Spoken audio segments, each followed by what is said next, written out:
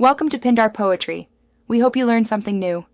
In this video, I will explain how to change Ford Focus speakers.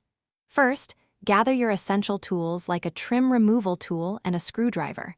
Make sure you have new speakers that fit your specific Ford Focus model. Consider using a wiring harness adapter. It simplifies the connection process significantly. Having the right equipment makes the job much smoother and quicker. Next, let's remove the door panel. Begin by carefully prying off any trim pieces that hide screws, often found near the door handle or window switch. Once exposed, unscrew all visible fasteners holding the door panel in place. Then, gently detach the panel, being mindful to disconnect any electrical connectors for switches or lights before fully removing it.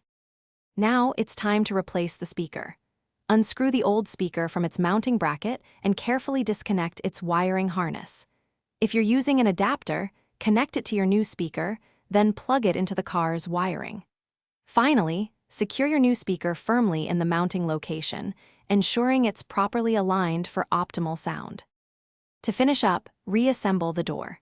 Reconnect all electrical connectors to the door panel, then carefully align and reattach the panel, ensuring it snaps into place. Replace all screws and trim pieces you removed earlier.